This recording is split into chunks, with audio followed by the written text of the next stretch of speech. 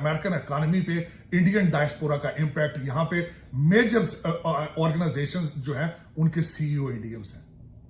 तीसरा, India as a customer आता है अमेरिका से चीजें खरीदने। इंडिया फ्रांस के सामने जाता है as a customer, India Russia के सामने जाता है एज ए कस्टमर।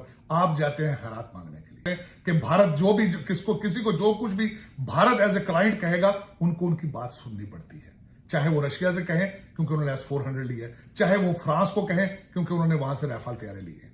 आप आइसोलेटेड क्यों हैं, आप फकीर हैं। हमें तो एक लात मार के निकाला है उधर से, हमें तो बेइज्जती करके हमें उधर निकाला है।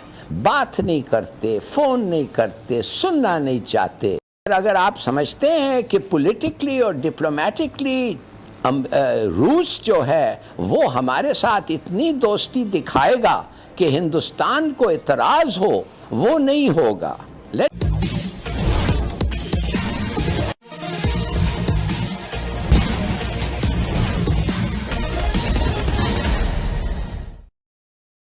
पाकिस्तान की मीडिया में भारत की तारीफ करते हुए कहा जा रहा है कि भारत आज इतना शक्तिशाली हो गया है कि चाहे वह अमेरिका हो, रसिया हो या फिर फ्रांस हो या कोई अन्य देश हो, भारत की सभी सुनते हैं। जबकि पाकिस्तान से सब दूरी बनाए रखना चाहते हैं, लात मार के भगा देते हैं। हालांकि भारत की तारीफ यदा कदा ही पाकिस्तानी मीडिया में किया जाता है, पर किया जाता है तो अच्छा लगता है। आइए आप भी सुने। लेकिन अपने जिस तरह देखें ना, इंडिया जो है वो हर एक मुल्क के साथ अपनी बराबरी की सतह पे बात कर रहा है। बांग्लादेश एक बराबरी की सतह पे आ रहा है। हम क्यों उस तरह जो है वो चाइना के साथ, हम सिर्फ इंडिया और बांग्लादेश जो है उनकी लीडरशिप के अंदर इतना कॉन्फिडेंस है कि वो वेस्ट को नो कहते हैं। हम वेस्ट को नो क्यों नहीं कह पा रहे? और ये जो कॉन्फिडेंस होता है, ये जो सेल्फ जिसे कहते हैं ना अपनी, जैसे मैं मिसाल के तौर पे शशि थरूर ने एक बड़ी अच्छी किताब लिखी और उन्होंने कहा कि इंग्लैंड ने हमें लूट के ले गया। तो इस तरह की जो बात है वो हमारे अंदर से क्यों नहीं आ रही, ना एकेडमिया से, ना लीडरशिप से, ना ब्यूरोक्रेसी से? इस पे जरा बताएं ये क्यों प्रॉब्लम चल रही है हमारी। मैंने इसका चीमा साहब पिछले अपने पहले जवाब में दे दिया है कि जब आप मांग के आप एज ए भिखारी के तौर पे किसी पे जाएंगे तो किस तरह ट्रीट करेंगे आपको। जब अपना पे इंडियन डायस्पोरा का इंपैक्ट, यहां पे मेजर ऑर्गेनाइजेशंस जो है उनके सीईओ इंडियंस हैं। तीसरा, इंडिया एज ए कस्टमर आता है अमेरिका से चीजें खरीदने। इंडिया फ्रांस के सामने जाता है as a customer, India Russia के सामने जाता है एज ए कस्टमर। आप जाते हैं खैरात मांगने के लिए, आप रशिया और काजाकिस्तान से खैरात मांग रहे हैं, आप चाइना से मांग रहे हैं, खैरात मांग रहे हैं, IMF के सामने घुटने टेक रहे हैं, खैरात मांग रहे हैं। तो इन अंडर दीज सर्कमस्टांसेस आप अपने रिलेशनशिप्स का कंपैरिजन कर लें कि भारत जो भी किसी को जो कुछ भी भारत एज ए क्लाइंट कहेगा उनको उनकी बात सुननी पड़ती है, चाहे वो रशिया से कहें क्योंकि उन्होंने S-400 ली है, चाहे वो फ्रांस को कहें क्योंकि उन्होंने वहां से राफेल तैयारे ली है। आप आइसोलेटेड क्यों हैं, आप फकीर हैं, वो क्लाइंट है। तो ये एक सबसे बड़ा डिफरेंस आपने जिक्र किया। चाइना वो अमेरिका के साथ वो बहुत ही उनकी जो अलाइज हैं और वो क्वाड में भी हैं। रशिया के साथ ताल्लुकात अभी तक उन्होंने रखे हैं, लेकिन तो इंडिया के लिए भी तक मुश्किल तो होगी फिर कि वो रशिया के साथ उसकी पुरानी दोस्ती है, अमेरिका के साथ नई मोहब्बत बहुत गाढ़ी हो गई है। So they will be also in a fix as we are.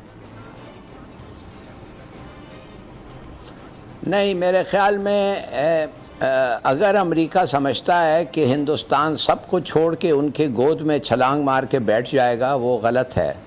Hindustan ऐसी चीज़ नहीं करेगा, ख़ास तौर रूस के साथ। इसलिए रूस का जो मिलिट्री कोलैबोरेशन है वो बहुत है और काफ़ी हद तक इंडियन एम्यूनिशन और चीज़ें जो हैं वो शायद रूस से आते हैं।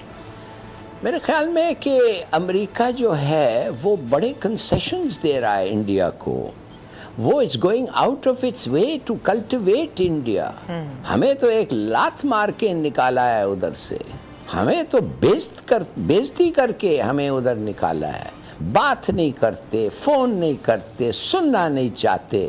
और ये भी जो इन्होंने दावत दी थी, पाकिस्तान में तब्दीलियां आई हैं, उसके बाद हम देखते हैं कि जो बलूचिस्तान में मामलात खराब हुए हैं। एक तरफ तो हमने बाढ़ भी लगा ली, दूसरा यह है कि बाढ़ लगाने से हमें यह था कि वो दहशतगर्दी रुक जाएगी, लेकिन वो ऐसे पता चल रहा है कि ये हम जो है वो बाढ़ पे डिपेंडेंट नहीं है। जो दहशतगर्द हैं उनको ना इस चीज की परवाह है कि बाढ़ लगी है कि नहीं, वो अपनी कार्रवाई कर रहे हैं।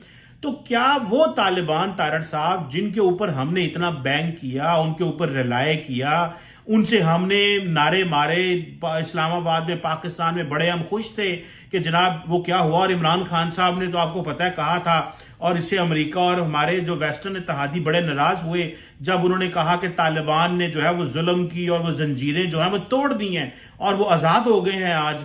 तो ये वो लोग जो हम पे हमले कर रहे हैं वो तो अफगानिस्तान में बैठे हैं तारड़ साहब। अभी तो अमेरिका भी नहीं है जिसको हम क्रिटिसाइज कर सकें, अभी तो वहां रॉ भी उस तरह मौजूद नहीं है जिस तरह हम उसको गो के ISPR ने ये कहा है कि वहां रॉ और जो है अफगानिस्तान में लोग मौजूद हैं। लेकिन तारड़ साहब इसका क्या सोल्यूशन है? इस वक्त ईरान, कतर और भारत आपसे ज्यादा आगे भारत अफगानिस्तान में चल रहे हैं। आप इक्तिसादी तौर पे ऑलमोस्ट बैंकरप्सी के किनारे पे पहुंचे हैं। इंडिया उनको गंदम दे रहा है। इंडिया के $3 बिलियन की इन्वेस्टमेंट है। इंडिया के 400 वहां पे सोशल प्रोजेक्ट्स चल रहे थे पहले, और अब भी दोबारा वो जाएंगे, वो कर रहे हैं। और जिस तरीके से मैंने कहा, मेरी ओपिनियन नहीं है, शायद मैंने आपको कहा था पहले भी, ये डॉन के अंदर एक हफ्ता पहले आर्टिकल छपा था कि ईरान, कतर और भारत हमसे ज्यादा आगे बढ़ रहे हैं। बातें चल रही हैं कि अमेरिकन जो हैं वो दोबारा आ रहे हैं, और जो CPEC के प्रोजेक्ट्स हैं खासे उनकी स्पीड रिपोर्टेडली स्लो हो गई। तो यू थिंक चाइनीज, क्योंकि जो मीटिंग इमरान खान साहब की चाइना के प्रेसिडेंट से है, फिर बाद में प्राइम मिनिस्टर से भी है, तो विल यू थिंक बहुत कैंडिड एंड ओपन डिस्कशन? पहली बात तो ये है समी साहब कि क्या ये दौरे में बायलैटरल मैटर्स और CPEC रियल अर्नेस्टनेस से डिस्कस होगा कि नहीं, ये पता। अगर आप समझते हैं कि पॉलिटिकली और डिप्लोमेटिकली रूस जो है वो हमारे साथ इतनी दोस्ती दिखाएगा कि हिंदुस्तान को इतराज़ हो, वो नहीं होगा। लेट्स नॉट फॉरगेट, हिंदुस्तान और रूस पुराने दोस्त हैं और उनका पुराना ये है। और इसी कुछ चंद दिनों पहले, चंद महीने पहले, वो $4.5 बिलियन का उन्होंने डिफेंस सिस्टम लिया है S-400 रूस से। तो वो ऐसा कुछ नहीं कहेगा which will make it look कि पाकिस्तान का डिप्लोमेटिक, चाहे किसी व्यक्ति का मामला हो या फिर किसी देश का मामला हो, जब उसकी आर्थिक अवस्था अच्छी होती है तो फिर चाहे समाज में हो या फिर पूरी दुनिया में हो, उसकी पूछ होती है, उसको इज्जत दिया जाता है। और आज यही हाल भारत और पाकिस्तान के साथ हो रहा है। भारत आज पूरी दुनिया में परचेजिंग पावर पैरिटी के हिसाब से अगर देखा जाए तो अमेरिका और चीन के बाद तीसरी बड़ी अर्थव्यवस्था बन गया है। अगर फिर नॉमिनल GDP के आधार पर देखा जाए तो उसमें भी भारत आज दुनिया की 5वीं बड़ी अर्थव्यवस्था है। इसके अलावा भी अभी वर्ल्ड बैंक और IMF द्वारा जो विकास दर की घोषणा इस महामारी के बाद किया गया, उसके अनुसार 2022 में भारत के विकास दर जितने भी दुनिया में बड़े देश हैं उनसे ज़्यादा होगा, यानी 8.3% होगा। इसके अलावा 2023 के बारे में भी वर्ल्ड बैंक और IMF ने जो पूर्वानुमान लगाया है उसके अनुसार भारत का जो पूरी दुनिया में है विकास दर वह बढ़ेगा, यानी 8.3% से 8.7% होगा, जबकि दुनिया के बड़े देशों में सुस्ती का या धीमा होगा उनका विकास दर। जो अभी विकास दर 2022 में है दुनिया के बड़े देशों का उससे कम होगा। तो इससे आप अनुमान लगा सकते हैं कि भारत की पूछ का कारण क्या है। भारत के दुनिया के सभी बड़े देशों के साथ बराबरी के संबंध है, परस्पर लेन देन के संबंध है, क्योंकि केवल लेने अगर आप जाइएगा तो पूछ नहीं होगा, क्योंकि आप कर्ज लेने जा रहे हैं। जब लेने और देने जाते हैं तभी दोनों देशों के बीच व्यापार या व्यवहार हो वह बना रहता है, क्योंकि बराबरी के आधार पर ही कोई रिश्ता बहुत लंबे समय से चलता है। इसके विपरीत पाकिस्तान जहां भी जाता है वह मांगने के लिए ही जाता है, और भारत जो जाता है वह देने के लिए भी जाता है।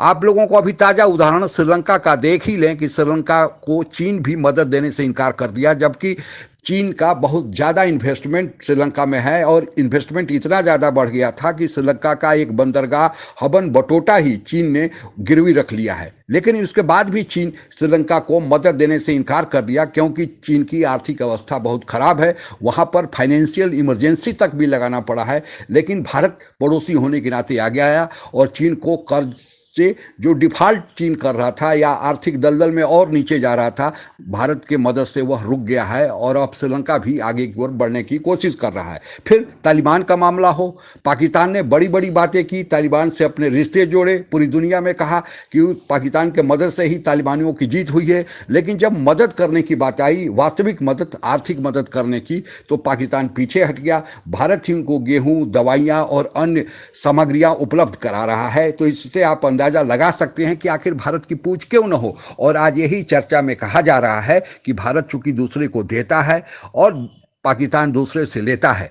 हद तो तब हो गई पाकिस्तान की जब कजाकिस्तान से, जो बेचारा एक गरीब देश तो है ही, दूसरा वहाँ पर राजनीतिक उथल पुथल भी चल रहा है। अभी वहाँ पर बाहर की फौजें आकर वहाँ की व्यवस्था को सुधारी थी, तभी उस देश से भी, जिसकी खुद की अवस्था ठीक नहीं है, उससे भी $1 बिलियन कर्ज लेने के लिए पाकिस्तान ने एक मसौदा तैयार कर लिया है। उसी तरह IMF से अभी जो कर्जा मिला, उस पर भी पाकिस्तान के लोग खुश है। दुनिया में पहला देश पाकिस्तान है जहाँ कर्ज मिलने पर खुशी मनाई जाती है, और वह भी पहली बार नहीं, 22वीं बार IMF से पाकिस्तान ने कर्ज लिया। आप लोगों को पता ही होगा कि भारत एक बार केवल IMF के पास कर्ज लेने के लिए 1991 में गया था, और उस समय भारत इतना अपने को अपमानित महसूस किया था, क्योंकि IMF ने शर्त रख दी कि सोना गिरवी रखें तब वह कर्ज देगा। तो भारत एक बार गया और फिर एक बार जाने के बाद वह IMF के पास नहीं गया, और आज भारत की स्थिति ऐसी है कि अब वह दूसरे देशों को मदद कर रहा है।